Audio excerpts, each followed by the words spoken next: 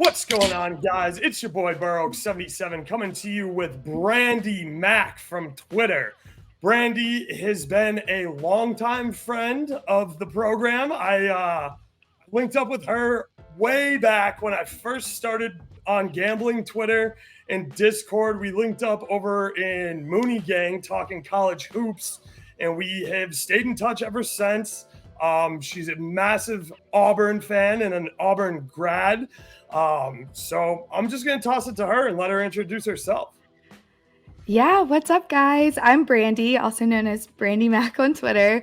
And yeah, like you said, I'm a massive Auburn fan. I worked in athletics when I was a student there. And when I moved to Nashville, Tennessee, where I live now, they legalized sports betting. The first really sport I got into betting-wise was college basketball because it's the sport I kept up with the most. It was the easiest for me to understand and kind of just took off from there. So yeah, I'm a big college basketball hoops junkie and kind of have been for my whole life. So yeah, that's basically it about me. Yeah, and one of my favorite things I picked up from, I think it was either you or Jeff. You don't always have to say it, but when you pick a dog, if you're like, yo, if I like the dog and I'm taking the points, chances are I'm throwing that money line sprinkle on there because I don't take dogs unless I think they can win outright. And that philosophy has served me well, and it's something I enjoy. I like people and I like talking to gamblers who can identify money line underdogs and have the confidence to take them. Yeah, and honestly, that's been huge this season. You're right. It was probably both me and Jeff because we kind of used a similar strategy. But in a season where we've had a record number of upsets happen to teams ranked in the AP poll or just in general top 25 teams from advanced analytics, we've had an insane amount of upsets this season, especially when those teams go on the road. That's been a big season for me and people who use that strategy. So let's jump right into what I think were let's talk snubs. Let's talk first four in, last four out, next four out. Again, this isn't the most up-to-date graphic, but that's not on me. I'm not gonna lie to you. That's the NCAA's website fault for not updating super soon. But I think that the Mountain West Conference got a little bit too much respect this season. I know they play great ball. I'm a big Mountain West believer. I think they're awesome. But other than the run San Diego State made last year, prior to that, Mountain West teams were 1-11 in their first round of the tournament. They don't have a history of going far. I think that Indiana State was a massive snub. I think it's disrespectful to the Ohio Valley. Their non-conference playing or teams that Indiana State scheduled that made them very tough and competitive. So I think that Indiana State definitely deserved a bid. And then when it comes to the ACC, I'm not going to say the committee got it wrong, but I think that basketball fans and people who enjoy basketball much rather have seen Pitt in a play-in game than this UVA squad, because let's be honest, even though this UVA squad is good and defense does travel, nobody cares. Nobody wants to watch rock fight games that are 50-52. I am glad St. John's didn't get in, to be honest with you, because they were not playing nearly good enough basketball to be in my opinion. Yeah, honestly, I feel like Oklahoma got snubbed a little bit. That's kind of my first one I go to there. Oklahoma, and then actually like just the Big East in general, not necessarily St. John's specifically, but I do think out of St. John's, Providence, Seton Hall, and Villanova, one of those teams should have gotten in because the Big East has 3 teams in, and all 3 of them are a 2-seed or better. Yes. And so that conference in general was a tough conference, especially on the top part of it, super top heavy. So I think Oklahoma and then just the Big East in general were my biggest snubs. And then Indiana State, of course. Everybody wanted to see them in.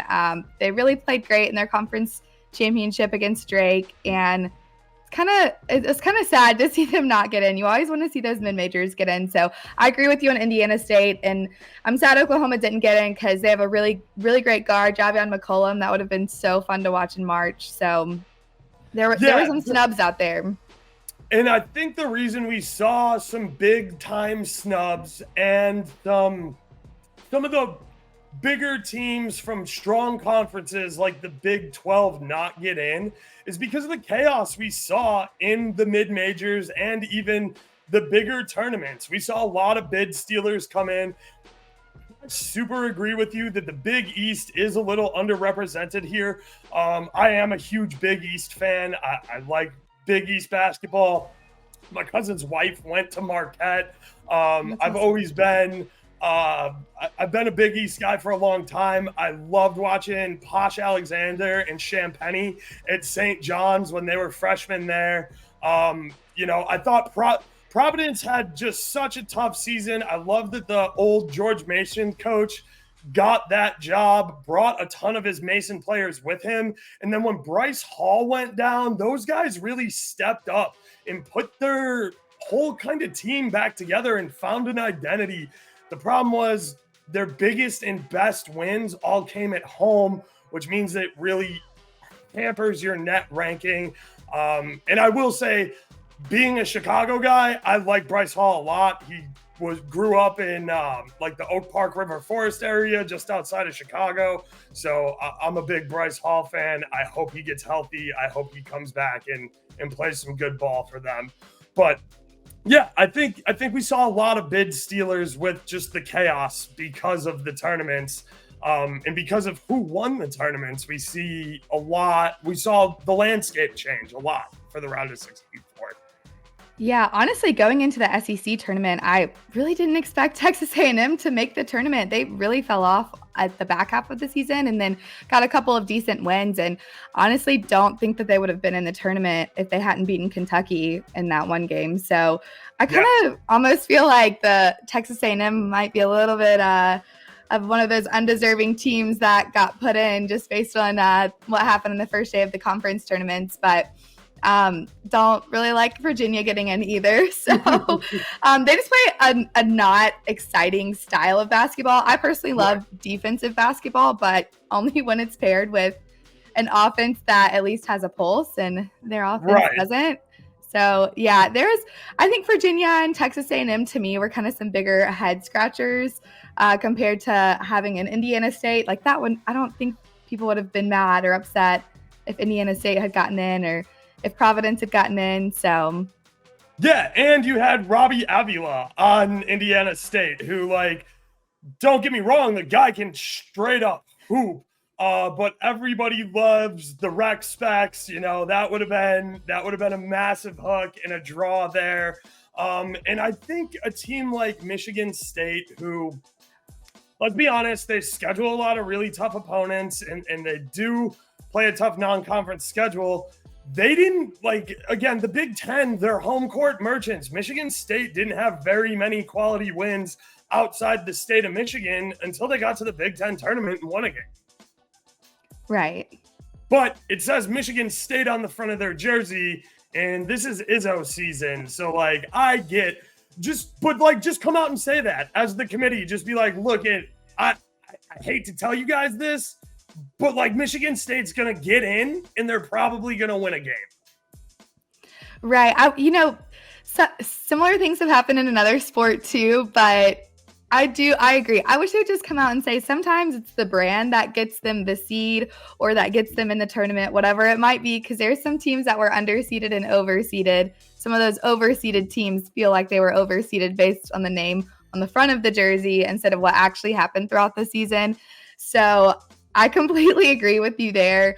Definitely some massive head scratchers. And I think this bubble was a lot, I don't know if worse is the right term, but there was just so much parity throughout the last four buys to the next four out. I imagine it was a pretty tough decision for the committee, but I think that they could have benefited mid-major programs or benefited teams who had better quality wins and better quality losses too, because there are some teams that got in that have some ugly losses that kind of make you wonder why they got in. Absolutely. All right, well, let's just keep it moving right on into the bracket. We'll jump into what I think is the hardest quadrant in the entire bracket. It's the East. You got UConn here as the 1 seed. You got San Diego State, who was last year's runner-up for the bracket for the NCAA championship. They were runner-up for the Mountain West this year. You have your squad, Auburn, who won the SEC and is very, very dangerous. You got BYU, who, when they get hot, can shoot the lights out of any building they're standing in. You got Illinois, who offensively is a juggernaut, a little bit leaky defensively, but that doesn't mean U of I won the Big Ten championship. So that's 3 champions in there. You got Iowa State, who I think is the best number 2 seed in the country and probably honestly should have been competing with Houston for a number 1 line. I think that they probably get a number 1 line if they don't fumble the bag and drop that final game of the regular season to Kansas State, which, again, I don't think people put enough emphasis on just how brutal it is to play in Kansas State's building. It's probably one of the 10 hardest gyms in the country to play in. I don't know what the committee was thinking with this, because not only was this a horrible draw for the number 1 overall seed defending national champions in UConn, I would be fired up and really upset if I were them. Not only because of everything you just mentioned with the 2 teams that were in the Final Four last year in San Diego State and FAU, but also teams that won their conference tournaments like Auburn and UAB and Iowa State, and those teams in Illinois, and those teams also finished anywhere from 1 to 3 in the regular season too in their conference. So it's not like they just went on a run as if it was an NC State or an Oregon that was a bid stealer. Like, these are legitimate teams that were going to make the tournament regardless. So I'd be pretty pissed off if I was a UConn fan. And the other thing that's wild here, too, is there are 3 teams in this bracket that are from the state of Alabama, and all 3 of those teams are playing in Spokane, Washington. So I think I don't know what the committee was thinking when they were doing this, but I will say this. I was in the room with the Auburn basketball team during the selection show, and they're pissed off, and they're fired up. They feel disrespected still.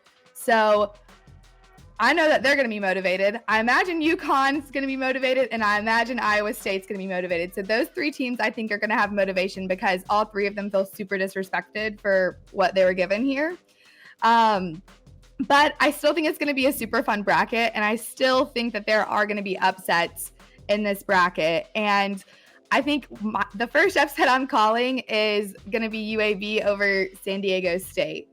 So everyone knows the stat of 12 seed always beats a 5 seed. I think it's in 36 of the last 38 tournaments, something like that.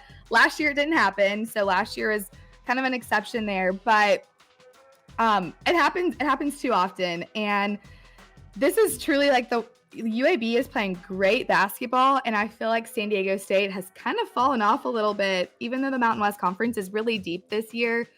I really like this UAB team. They're led by Eric Gaines on offense, so they have good guard play, and then they have Yaxel, who's a really great rim protector. Yep. So that's the first upset. I'm going to go ahead and call my shot here. I like UAB over San Diego State. Do think that San Diego State will probably have a lot more home fans, more of a home crowd here since it is on the West Coast, but I'm going to call my shot there on UAB over San Diego State in this bracket. I like it. And look, UAB is playing fantastic basketball. I was talking to Brad Thomas yesterday, who is a Bama fan, about how many Alabama teams and how competitive Alabama is when it comes to recruiting and when it comes to basketball, because this UAB team, I do think, is very underrated. San Diego State is in the top 50 for most experience years, according to Ken Palm. They have a lot of upperclassmen, and that's the Mountain West's thing. You get a lot of upper class transfers because they do have strong NIL deals, and they do, when you're getting up there as a junior and senior, you don't really want to be a 6-man. You don't want to sit on your bench. And if you're not going to play at the next level in the NBA, you might as well get some great playing time in a conference that's competitive and puts teams into the bracket. So that's why I think the Mountain West is super competitive, and the students care out there. Those games, they sell out the buildings, they show out. It's extremely hostile environments every time you go on the road, and it's really fun and good quality basketball. But I think you're right. I think that UAB has the offense that if they get hot can outshoot this San Diego State defense, especially if they can take care of the rock. UAB's biggest problem is going to be turnovers here because SDSU does like to pick your pocket. And I can see a little bit of a grinded out game here. But yeah, I like this. I like that upset pick a lot. I can see a path to UAB winning here. I think that this isn't an upset because they are a 7 seed versus a 10.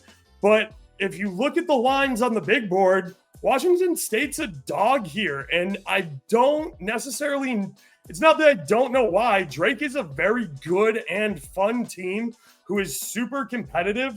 The problem I see here for Drake is they play small ball. And everybody on the court for them, they're under the top 300 in height according to KenPom, and Washington State is the second tallest team in the NCAA. So I think that Drake is going to have a lot of hard time finding separation for their outside shots and their mid-range. The only way I see Drake really being able to get after Washington State is to put the ball on the floor and look for contact going to the rim. Yeah, I actually have Washington State money line here in the first round, and Washington State this season has kind of been almost like a Cinderella story in a sense, but I agree with what you said. Their length, it will take them, in my opinion, a little bit further than most people anticipate here. And honestly, I just think that they're going to continue what is, in fact, just like a true Cinderella story here. I think it's going to be a very, very close game. Drake is a good offensive team, but they're only half as good on the defensive side of the ball. And Washington State, I think, has just been tested a lot more, and they're the opposite. So they're half as good on offense and a lot better on defense. And so I think just Washington State's defense is going to be too much for Drake to overcome in this game. And that's truly why I like Washington State here. I know Drake, I feel like, is always a popular underdog pick. It was one last year. They ended up not winning. I feel like it's one again this year. I don't know if they can get it done. I think Washington State can. And Washington State just has some really great quality wins this year. I mean, it's been Zona. Yeah. They beat Zona. They beat Oregon, who's now in the tournament. Yep.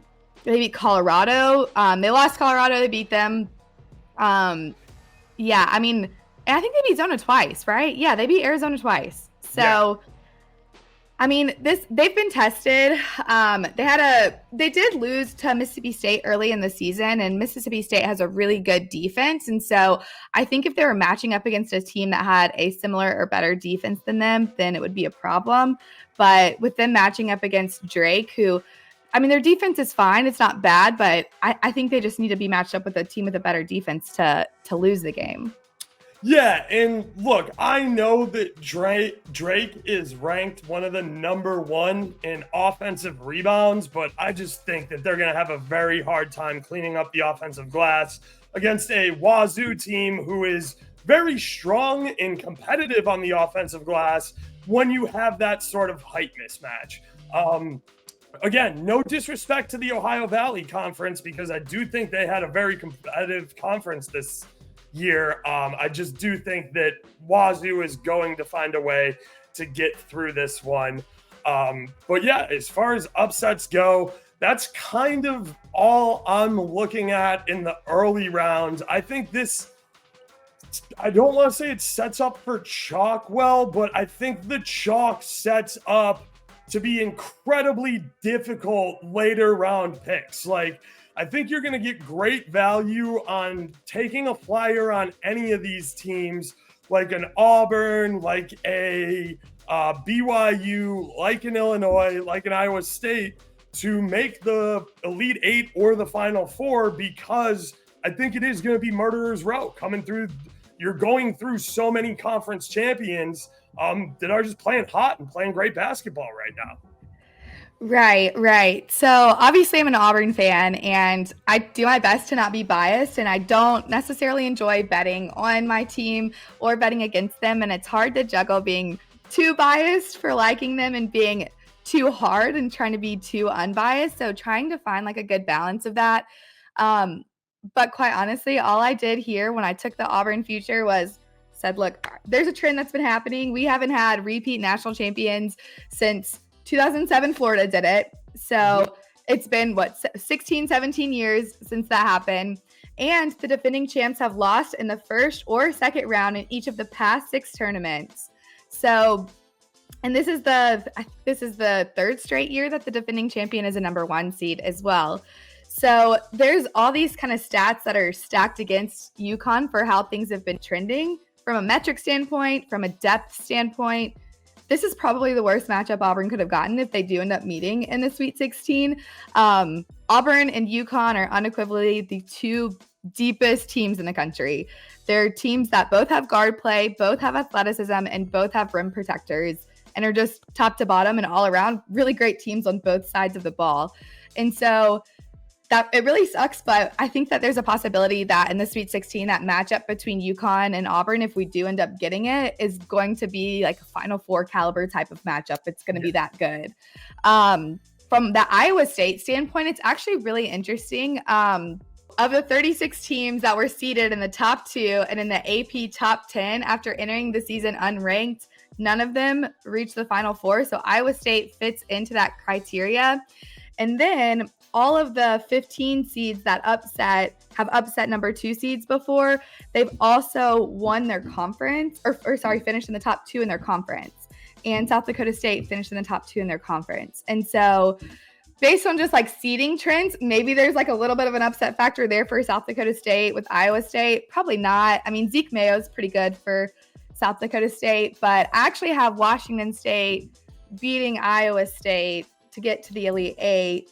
And I did that. I think that's what I have. And I did that as more of a play on the possibility of South Dakota State upsetting Iowa State more than anything else. And I think Iowa State's a great team. I think that, like you said earlier, they had a chance to be a 1 seed. But I think there's just stuff stacked against them. Their defense is really good, or they're one of the two.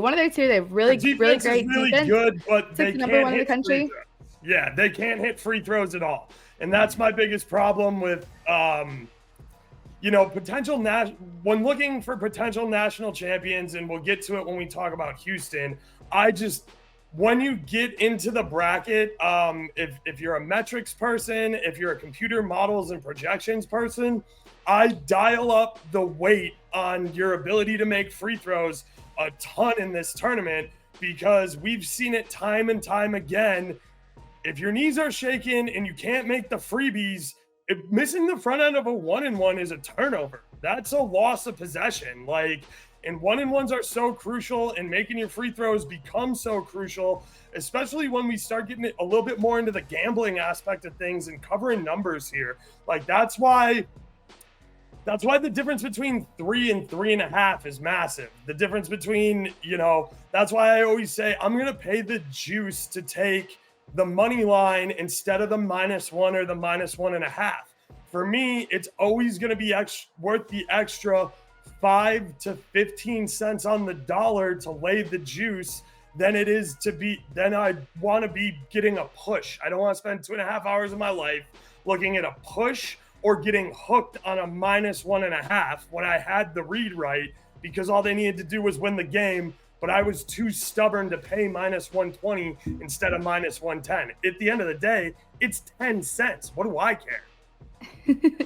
No, I completely agree. And free throws, you're right. They're a huge part of it, especially with the price and the value that you get when you're betting these lines. Like you said, they're not a great free throw shooting team. When we get to the other bracket, there's another team I'll call out too that's a really bad free throw shooting team, and it's the only reason I picked against them.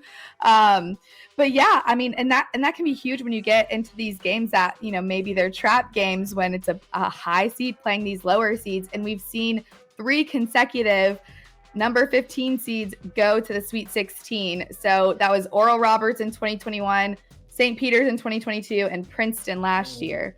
So if you like any of these 15 seeds in here, pick them to go to the Sweet 16. I love it. Let's keep it moving right into the West bracket, which I'm not going to lie. I bought my piece of my North Carolina future in season, after they had a couple of brutal losses, I was like, okay, I think this team's really good. I think they're just going through a rough spell. Baycott couldn't stay out of foul trouble. He figured that out a little bit. RJ Davis is one of the best players in the country. Like, I want to buy low on this North Carolina spot. I bought a little too early. They could go lower, but have proven themselves. They drew a 1 seed and they set up very well, I think, in this bracket to go far. I'm not super worried about Michigan State. St. Mary's has plenty of their own problems. Bama doesn't play a lick of defense, so I'm not worried about them at all. I mean, it's fine. Like, North Carolina is one of those teams that can play both. If they need to shut you down defensively, they can do that. If they need to get into a shootout with you, they can score points at will too. So I'm not super concerned about Bama, who might be able to drop 120 in a college game, which is ridiculous, but doesn't play a lick of defense and is going to give up 118 at the other end. Clemson, I think, is way overrated here. I think New Mexico is very, very good. I think both of their freshmen are absolute studs and tons of fun to watch. Baylor can't keep themselves out of foul trouble. They can't keep their freshmen on the floor long enough for him to make an impact, especially late in the first and early in the second half, because he picks up way too many fouls. And that's why you see Baylor losing by like 22 and then winning games. About Walter. Yeah, exactly. So you can see Baylor digging them.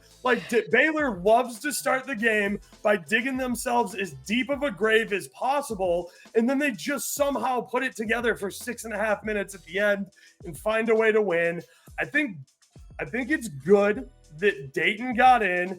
I think that their end of the season play makes up for how hard and good their non-conference schedule was.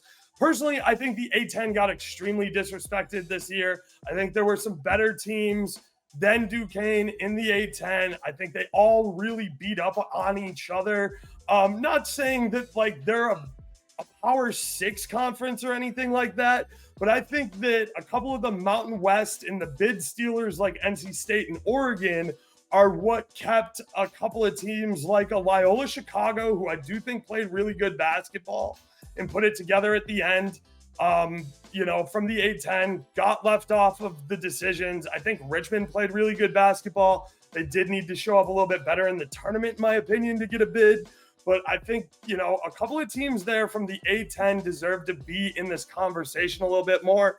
And I think Nevada is a ripe upset spot here for Dayton, because I absolutely love John Lucas, and I think Blackshear has everything it takes to play at the NBA level, except for the fact that he shoots like 65% from the free throw line, and no guard in the NBA is going to be allowed to play if you only shoot like 65% from the free throw line. I'm totally with you here on Dayton over Nevada.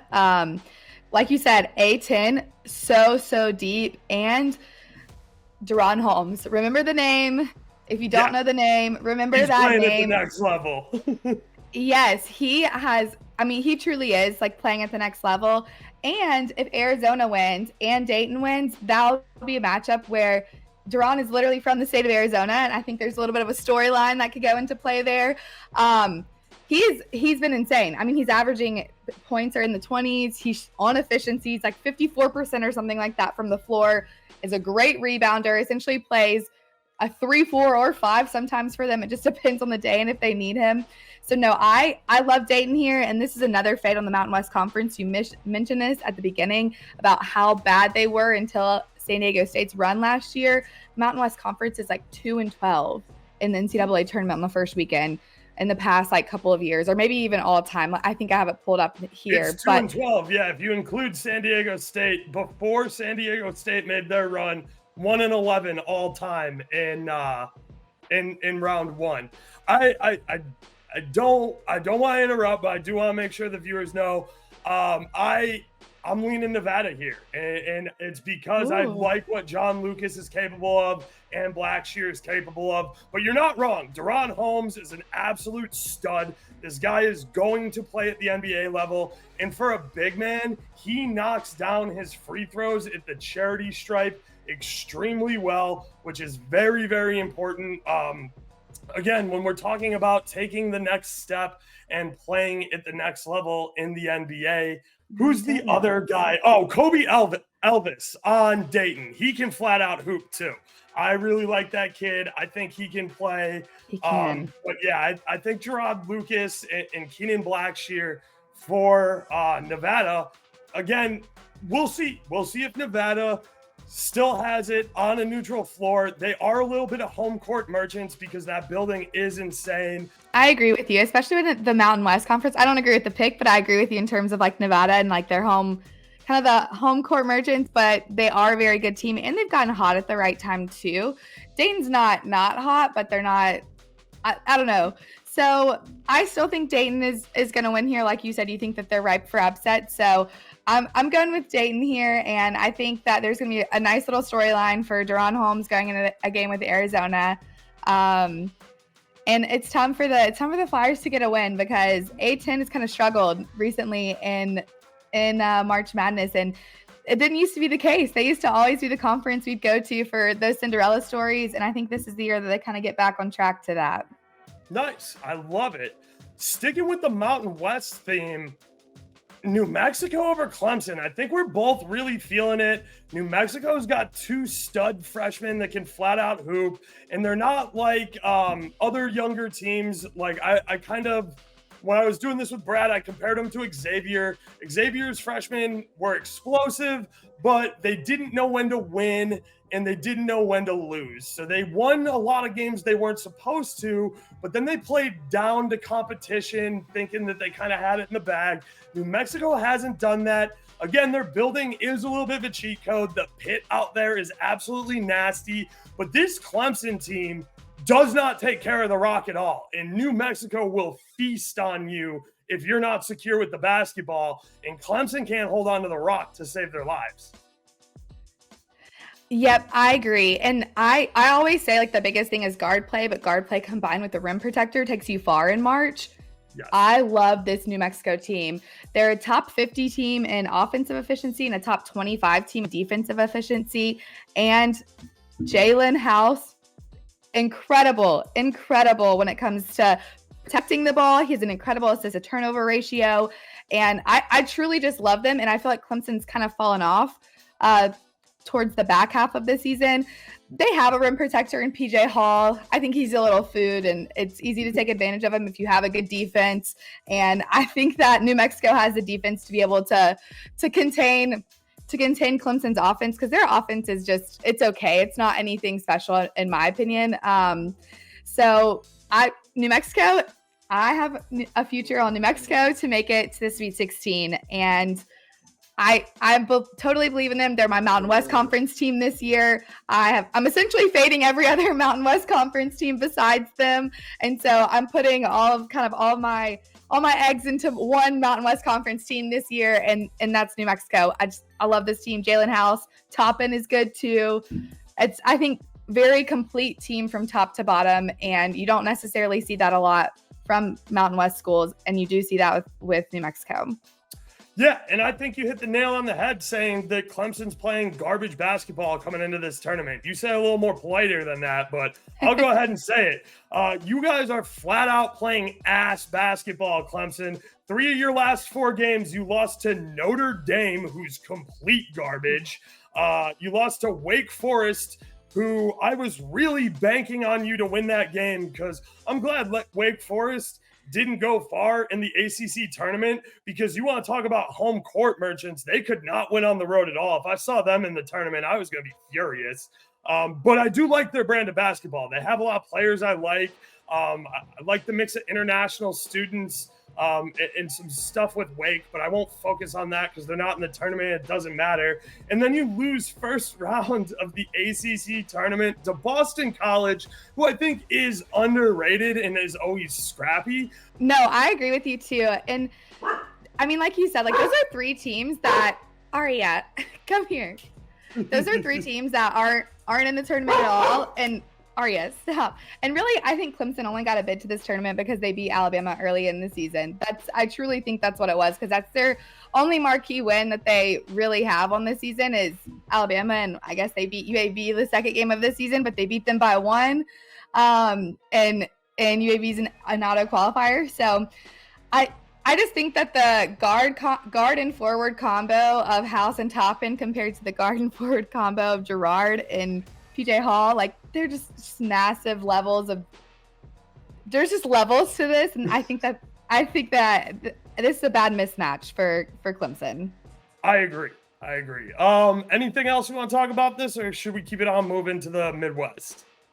One more thing on this. Alabama and Charleston both have terrible defenses, but both have pretty good offenses. Charleston has like a top 23 three-man lineup in Evan Maya's rankings, and I think Alabama will win, but I actually like Charleston to cover plus 9.5.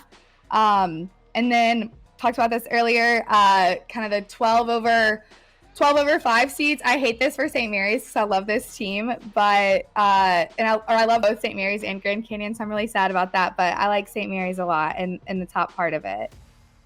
Okay, interesting. I think that is a very tough 5-12 matchup, because Grand Canyon does have some guys who can play. They defend well. I think that is going to be a tough matchup for St. Mary's. I agree with you. I think Charleston.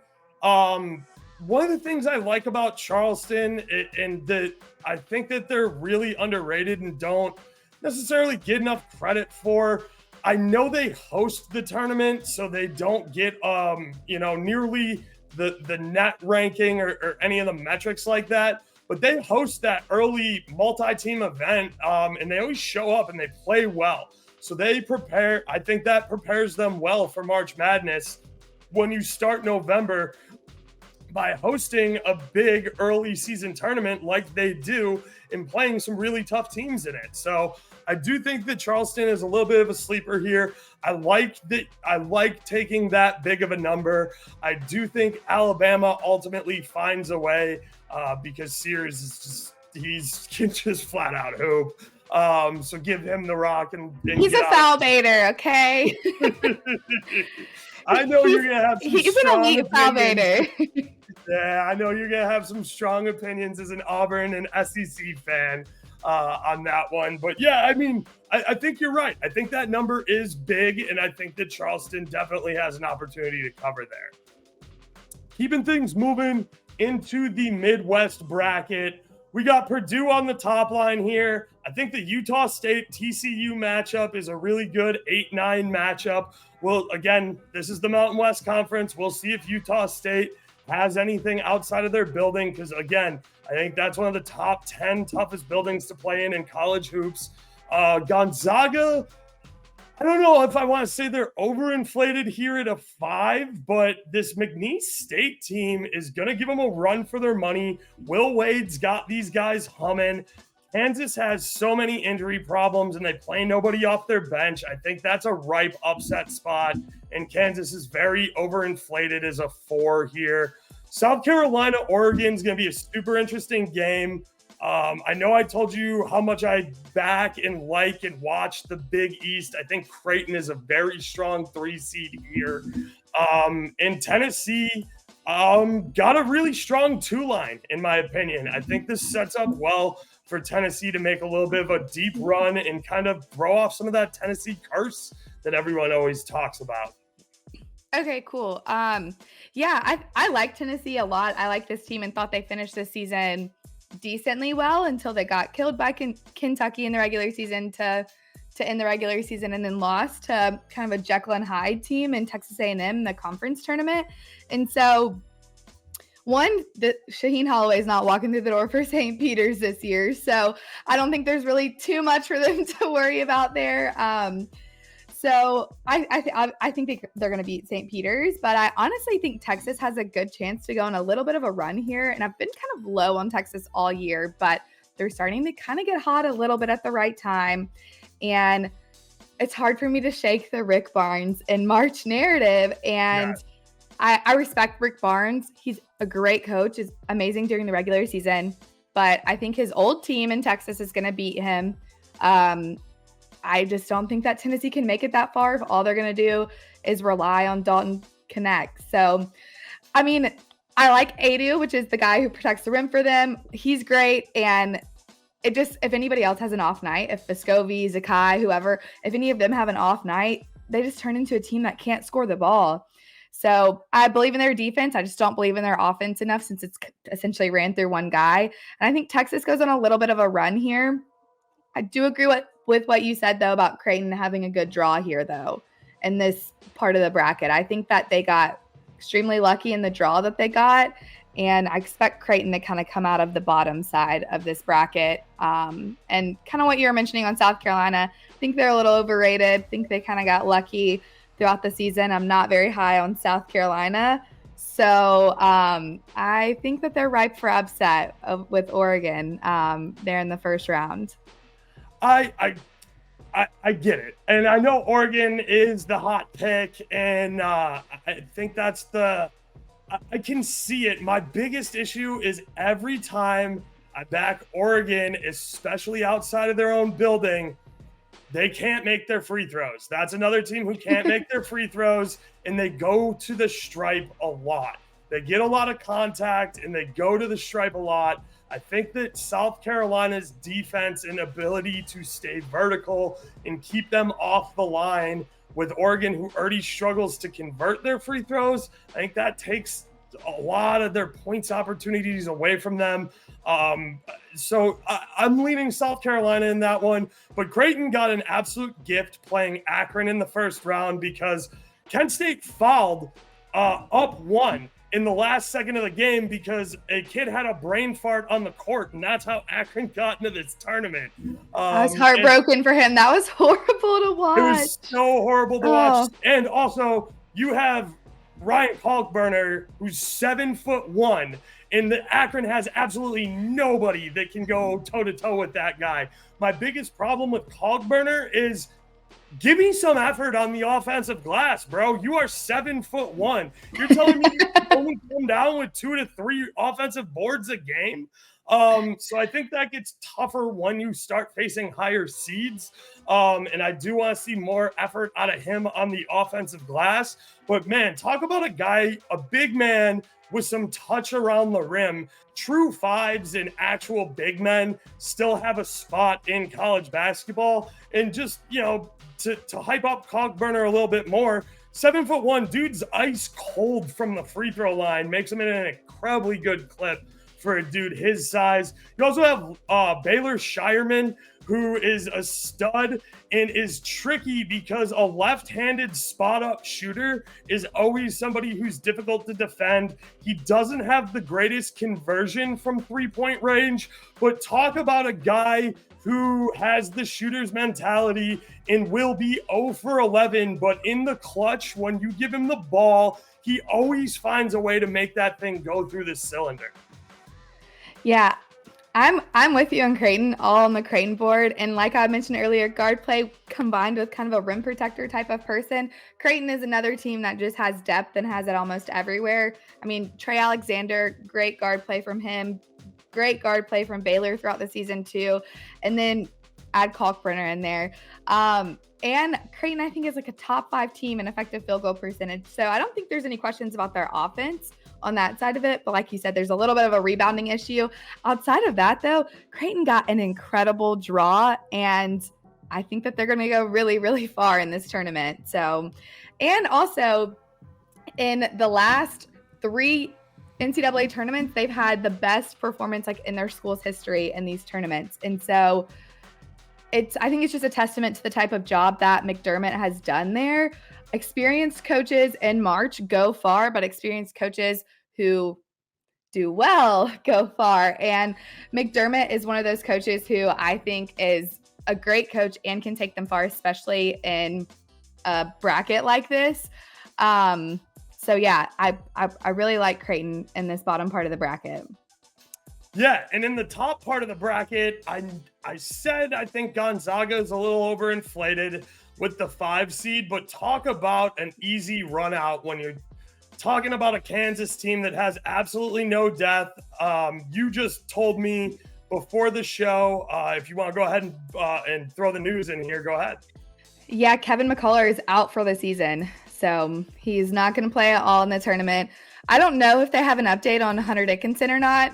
If he's out as well, that's a combined 36 points per game between the two of them. So, yeah, I'm not a believer in this Kansas team. And honestly, Samford might pull the upset off. I didn't pick Samford too, but I could see that's an upset I could absolutely see happening. Samford ranks in the top 10 and a ton of just random stats. If you just go to the NCAA website and look up college basketball stats, you're going to see Samford in the top 10 to 15 of almost everything on both sides of the ball. And that's because of, I don't know if you guys know what buckyball is, but that's their head coach at Samford. He was a former high school basketball coach a couple years ago in Birmingham, Alabama, and is now taking his team to the tournament. And I believe they won their conference outright for the first time in school history. I mean, this team it's fun and it's exciting. And when you watch this Kansas and Samford game, you're going to be like, what the hell am I watching? Because of the style of play. I think that they kind of just, I honestly, to start the season with the off-season issues they had with their guard, Arterio Morris, the transfer from Texas who got kicked off the team, just kind of has fallen flat from there. Johnny Furphy was really good in the middle of the season, but has really fallen off in the back half of the season. So, like you said, I think Gonzaga got a decent draw there, especially with Kansas just not being as good this year. It's hard for me to pick against Bill Self, but I think he knows himself like this team just isn't it, and the expectations are pretty low going into this tournament for his team. Also, sorry to any listeners, my voice is super scratchy. I went to the SEC tournament game in Nashville that Auburn just won on Sunday, and so I'm like going through it these last 2 days trying to recuperate. I'm making the trip out to Spokane for the Auburn games this week, hopefully games multiple this weekend. So I'm like trying to recoup and it's not working very well. So sorry if my voice is super scratchy to any listeners out there. Appreciate it. Thank you for still coming on the show. You're a true warrior, Brandie. We appreciate it. And I hope you have a great trip and do get to see Auburn play multiple games out there in Washington. We will keep it moving to the final quadrant, which is the South Quadrant. Houston has the one line here. I think this Nebraska A&M game is something we're definitely going to have to talk about because, again, you're another big SEC fan who I'm surprised to see taking Nebraska, which we'll get into. But I think Duke's really good here, and I think that they have a position here as a 4 to very much contend with Houston. Texas Tech is a 6 seed, feels a little overinflated to me. NC State, you are a bid stealer. Congratulations. Way to run the ACC and just run through that bracket and get yourself into the tournament. Because if you don't win the ACC, you're not in this tournament, NC State. Kentucky can score 150 points, but they'll give up 148. They have the same kind of problem as Bama. Oakland's very good for a Horizon League team. I watch a lot of Horizon League. I had a sleeper pick there on Green Bay that didn't work out for me. And I know Florida just had a massive injury, but I do really like this Gators team because they can score with anybody and they defend what I think, and they do really well against what I think Marquette is going to lack, especially if Marquette's still without Pickett, who's got the oblique that's struggling with that. Florida gets after the glass and they stop the above the break 3. And that's why they beat Bama twice. They defend the 3-point line extremely well. They don't let you hit transition threes, and they wax glass. And I think that Marquette is going to have a very hard time, especially if they're undermanned with one of their best scorers out, with one of Florida's best rim protectors and a dude who's 7'1" out. Right. So you probably were like, what is this bracket when I sent you what my full bracket was for the South? Because I don't have a single SEC team going past, I think, the round of 32 in here. I agree. I'm with you with Marquette. Like, it kind of sucks one of their better players is injured, and that's going to probably take a toll on them. I'm a little upset that Florida got paired with the first four game winner of Boise State and Colorado. And then I'm also upset on the other side of the bracket that I think it was Texas that got paired with the other first four. And I didn't want to do this, but I did. So I did pick against Florida, and I love this Florida team. But in 11 of the 12 tournaments since the inception of the first four has existed, at least one winner of a first four game has advanced to the second round. And so I kind of like Texas in their positioning a little bit more than Florida in their positioning. And it was really tragic, Micah getting hurt, one of their centers, but honestly, like he hadn't been getting as much run as Ha had been lately. And so I don't think that's as big of a loss as it may have seemed in the moment. Really tragic, and very glad to hear he made it out of surgery and doing well. But yeah, I like Florida. They have size and they have great guard play, and they're one of the best offensive rebounding teams in the country. They also have one of the best assist to turnover ratios in the country too. But I went to every single SEC tournament game this past week, including every single Florida game, and was so interesting. But Zion Pullen was like non-existent for them. I think they have one of the best guard duos in the country between Zion Pullen and Walter Clayton Jr. If he just can't get it going, it's hard for me to believe in this Florida team. And for him to not be hot at the right time is concerning for me. So Abernie kind of stepped up in Riley Kugel's place to get them to the championship game in Nashville. But something concerns me about this Florida team, because if Zion Pullen isn't on in the tournament, then that's a weakness for them big time. And so that's the only thing that concerns me. I still really like them, but I did pick Colorado. If Colorado ends up winning this game in my bracket, I picked Colorado to advance. If Boise State wins, I'm going to change that in my bracket and have Florida advancing. It really just does depend, because I truly believe in this Colorado team. I think that they're a great team, and they have a kind of stellar guard. And yeah, so it really depends on who wins. If Boise State wins, I'm not picking them. I'm removing that and picking Florida. But if Colorado wins, I think I'm going to pick Colorado as the upset, because I don't think that the winner of the Colorado State first four game will be able to beat Texas. So that's kind of how I feel about that part of it.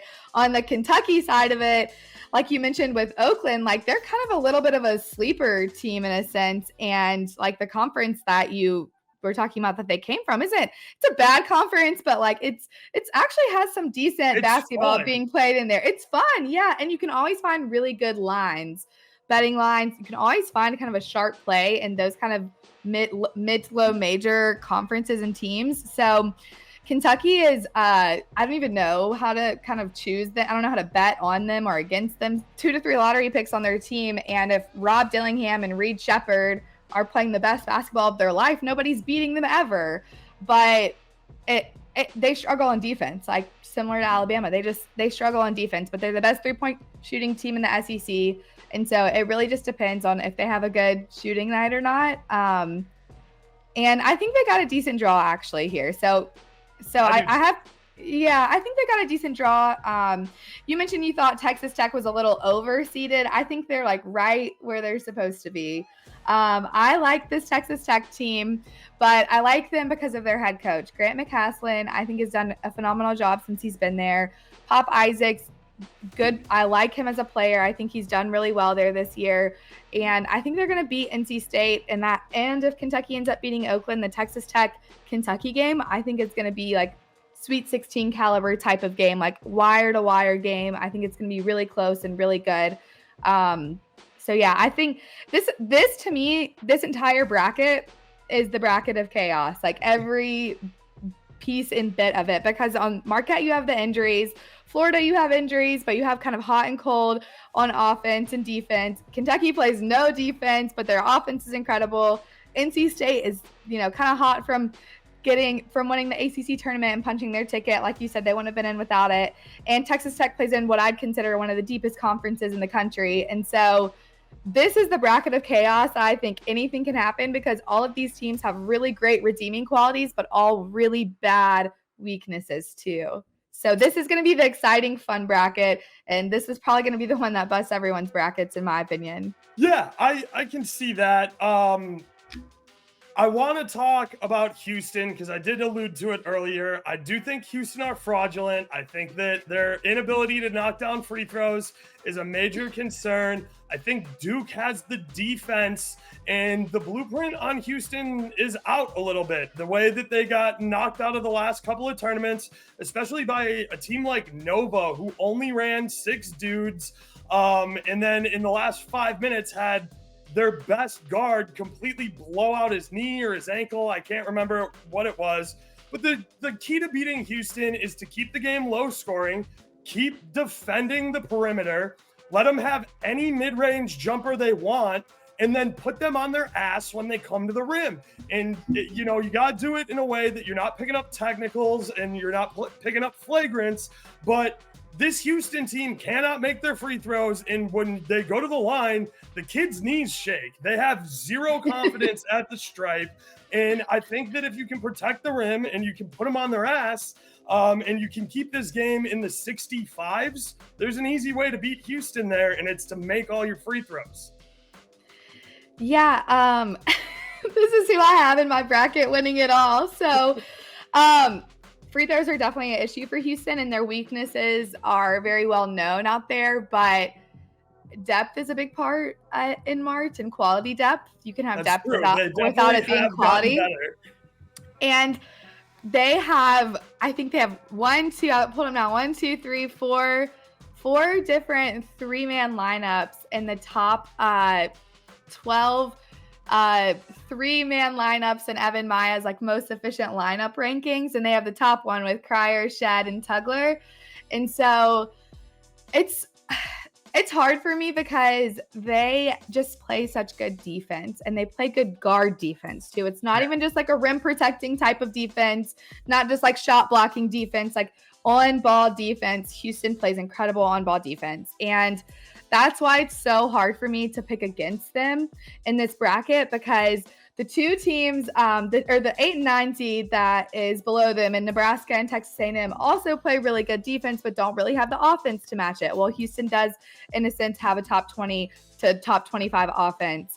And then you go down below that, and it's all right, Wisconsin, JMU, Duke, and Vermont. I don't know who's going to be able to beat them there. Duke has insane talent, but I'm taking Kelvin Sampson over Duke's head coach right now. And so this one is hard for me because they could lose to anybody, I guess, maybe, but I really like this Houston team. I think there are a lot of weaknesses, but I think the draw that they got on their upper part of the bracket is just too good for them not to make an Elite 8. And I think if they make the Elite 8, they're going to run the table with the kind of craziness that I think is going to happen in the bottom part of the bracket. And so to me, this is more of a matchup play and a matchup bracket. This is, I think, one of the best matchups that Houston probably could have gotten. And it's really just a play on a matchup for me, and a play on their guards, Cryer and Shed. I mean, they're just good. So it's hard for me to bet against or pick against a team that just has guards that show up and show out night in. So I like Houston. And this is something else that I wanted to say about Houston too. They are always doubted, and I get it because of the conference they came from. They've always they don't play anybody, is what it is. They're not going to do anything in March. And that has kind of been what's happened. Except they won the national championship a couple years ago, I think, or went to the title game.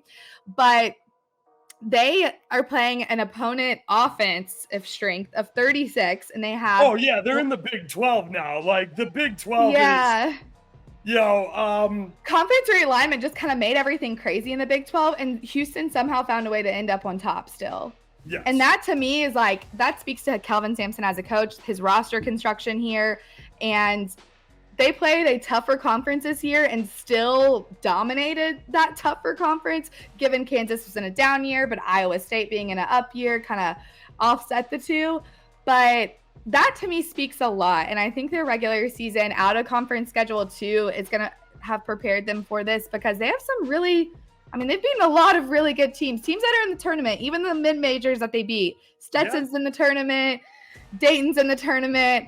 All these teams are in the tournament. They beat Texas A&M. They've already played Texas A&M before, so they've ended up getting matched up with them. The first matchup, they came out, I think they beat them by 4 or something like that. But it wasn't considered a neutral site. It was like semi-home for them. Yeah. But they've played a lot of really good teams. And honestly, like, they don't have a bad loss. Like, all of their losses are to teams that are in the tournament. So, yeah. That's fine. And like, I completely get it. Like, and that's, what we're here to do is I want to hear, why it is people love Houston. And I get it. You have some depth. You have a lot of tournament experience. We'll see.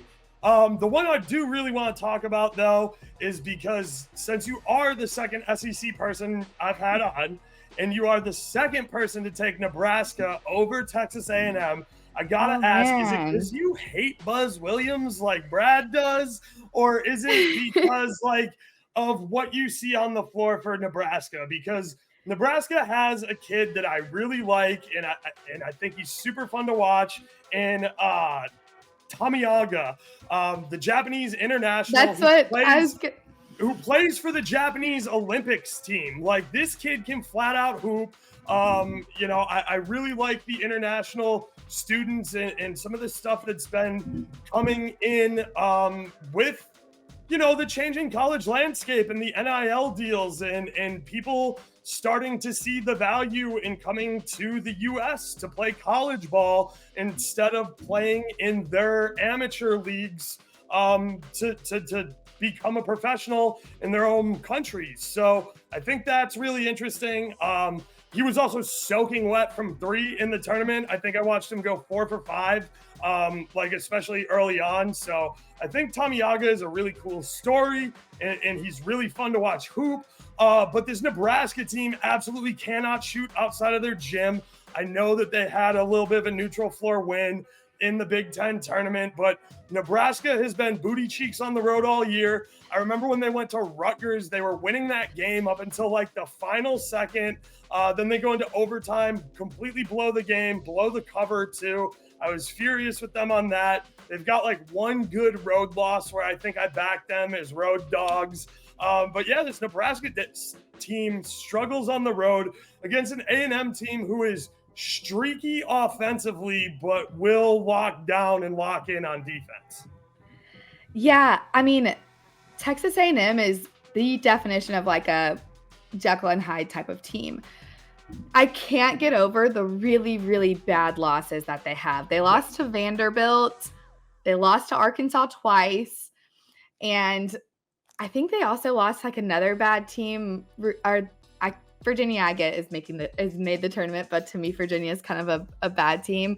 I think LSU they lost to. So there was a stretch where they lost 5 games in a row, and those 5 games all happened at the end of February. And the only games they won after that, which are 5 more after that, was against Georgia, Ole Miss twice, and then Mississippi State and Kentucky. And not trying to knock on Mississippi State, but it's hard for me to kind of see past some of these bad losses that they had.